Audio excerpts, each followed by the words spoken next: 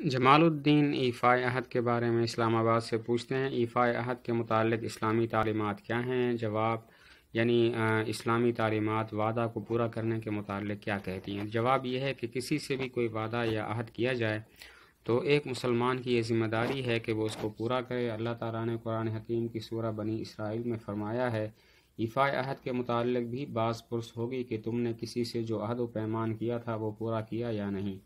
اس لیے ایک مسلمان کسی سے بھی کوئی عہد و پیمان کرے تو اس عہد و پیمان سے پہلے اچھی طرح سے یہ بات سوچ لے کہ میں اس عہد کو پورا بھی کر سکتا ہوں یا نہیں، اور اگر اس عہد کو پورا کرنا مشکل ہو تو وہ ایسا کوئی وعدہ اور عہد کرنے سے گریز کرے۔ جواب کا خلاصہ یہ ہے کہ ایفاء عہد وعدے کو پورا کرنا، اس کے بارے میں قرآن مجید میں بہت تاکید آئی ہے۔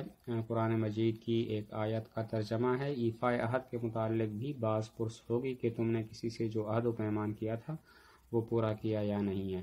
اس سے اندازہ لگائیں کہ کسی بھی مسلمان سے جو آپ وعدہ کریں اس کو اچھی طرح سے نبھانا ضروری ہے، اور اگر آپ سوچتے ہیں کہ میں اس وعدے کو پورا نہیں کر سکتا تو پھر وعدہ کرنا ہی نہیں چاہیے، ایسے وعدے سے گریز کرنا چاہیے۔ محمد عمر سکھر سے پوچھتے ہیں، نماز تہجد کی ادائیگی، نماز تہجد ادا کرنے کا صحیح طریقہ کیا ہے؟ کیا نماز عشاء پڑھ کر سونے کے بعد ہی اٹھ کر نماز تہجد پڑھی جا سکتی ہے، یا نماز عشاء کے بعد بھی تہجد کی نیت سے نماز ادا کی جا سکتی ہے؟ اس سلسلے میں آپ سے رہنمائی درکار ہے۔ سوال کا خلاصہ یہ ہے، تہجد کب پڑھیں؟ عشاء کی نماز پڑھ کر سونے سے پہلے پڑھ لیں، یا سونے کے بعد ہی صرف نماز ادا کی جا سکتی ہے؟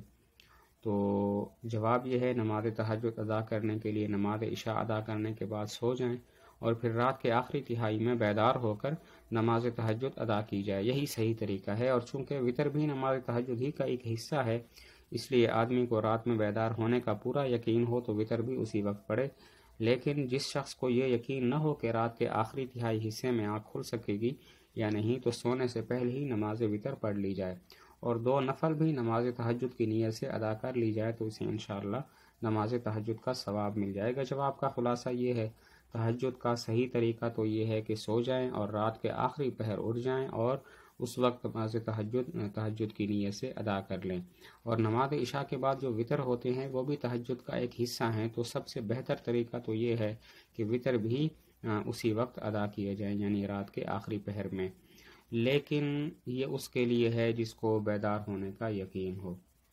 اگر بیدار ہونے کا یقین نہیں ہے تو پھر وتر بھی نماز عشاء کے ساتھ پڑھ لے اور سونے سے پہلے پڑھ لے، اور 2 نفل اگر تہجد کی نیت سے اس وقت بھی پڑھ لیتا ہے تو امید ہے انشاءاللہ تہجد کا ثواب مل جائے گا۔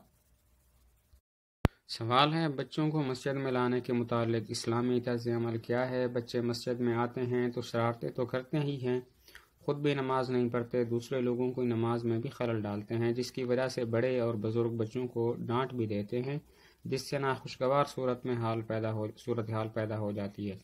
اس سلسلے میں آپ سے رہنمائی درکار ہے۔ سوال کا خلاصہ یہ ہے کہ بچے مسجد میں آئیں تو انہیں آنے دیں یا انہیں منع کر دیں۔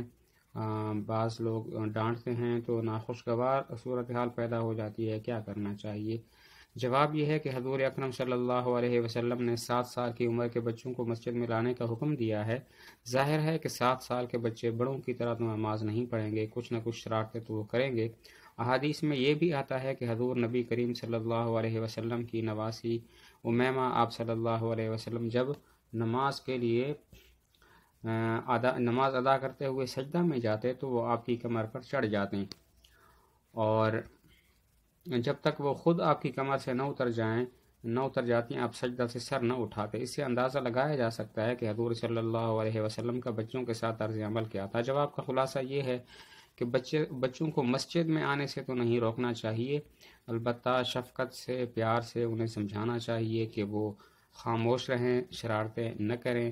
بچوں کو مسجد سے بالکل بھگانا اور ڈانٹنا یہ غلط طرز عمل ہے۔